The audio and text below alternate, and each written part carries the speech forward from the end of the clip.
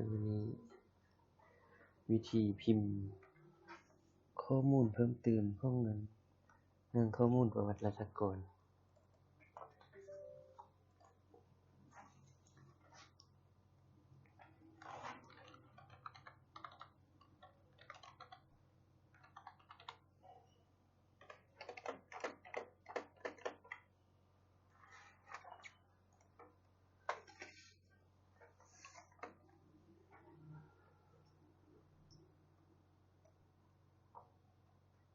เข้าไปที่ข้อมูลรัฐกร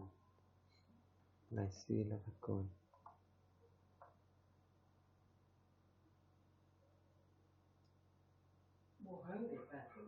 กดชื่อผู้ที่ต้องการเปลี่ยนข้อมูลประวัติรัฐกร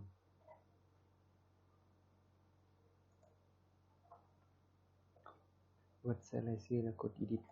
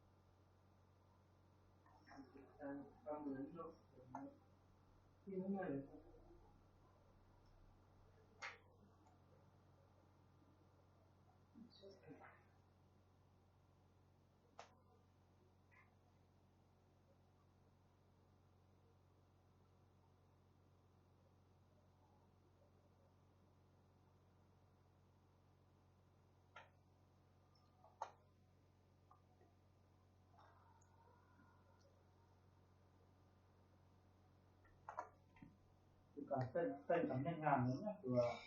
ยุ่งเราเอาเยอะพักเป็นหลักเลยในนิติกรรมเพิ่งได้ว่าได้มาติดสมาชิกพรรคมาปีก็น้อยนั่นเล็กก็คือลงตำแหน่งประเภทเจ็ดนะประวัติส่วนตัวเนาะเราจะมาพิมพ์ประวัติคู่สมรสหรือเป็นวิชาการที่รับผิดชอบเรื่องงานที่เกี่ยวข้องมาแล้วน้อย3 ปีสามารถเป็นหัวหน้างานได้นะหรือห้องงานได้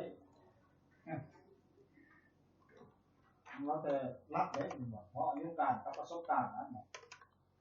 ในรัฐเมืองเขาเสนอมาบางคนต้องเป็นรัฐกรได้30 ปีหรือมา30 พักได้1 ปีได้คือมันบริวารเรื่องเยอะพักแต่เราต้องแต่งตั้งตำแหน่งบริหารมันก่อนแต่ว่าที่พันก็เยอะพักมันก็ที่พันไปแล้วอะไรเนาะ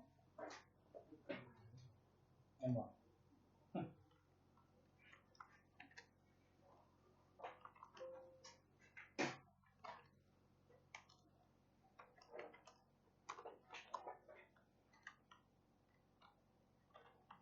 ได้เลยสมาชิกพรรคนี้เข้าเลยจะเข้าเลยแล้วก่อนบอก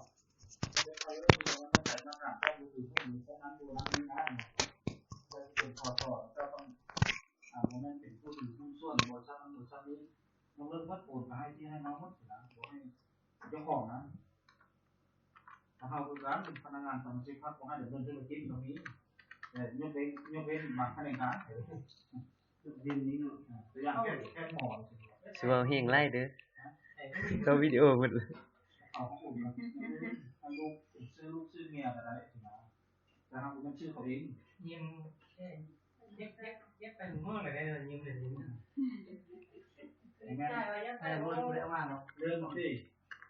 เริ่มแล้วเนาะเริ่มติดต่อมาพ่อนั่งวันนี้เราเนี่ยเพื่อนเอารถดีนะพวกนี้ข้างนี้แมลงให้พ่อฟังว่าแมลงมองกินอ่ะมันจำได้ไหมนี่แรกนะพ่อมันกับพ่อเนี่ย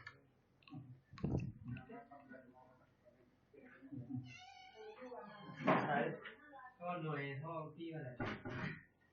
มันก็หน่วยป่าน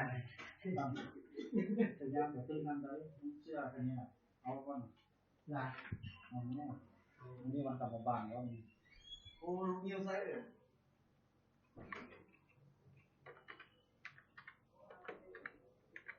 สิเว้าแฮงหลายเข้าวิดีโอหมดแล้ว แม่เห็นว่าจะได้ บ่ค่อยว่าสิเจ้าน่ะสิเว้าแฮงหลายเข้าวิดีโอนี้หมดแล้ว ว่า จำซิกพักเขานี่เนี่ยหมด เอาหรอ ห้าอัดใหม่มานิด คนต่อไป บ่แหละ ก็เลย ก็อัปโหลดลงให้เข้าเบิ่งว่าวิธีการขี่ข้อมูลนี่นะ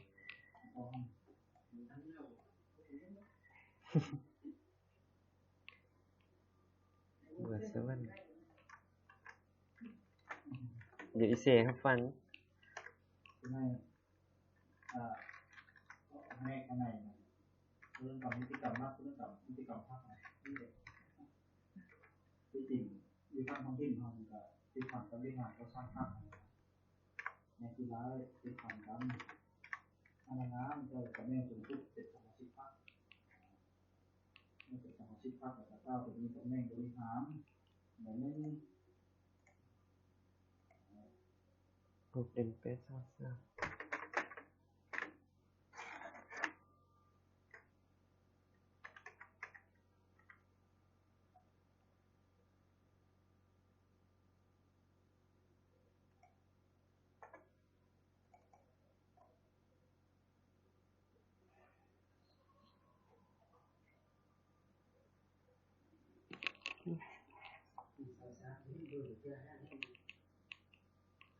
มันต้องไปมันเปลี่ยนตลอด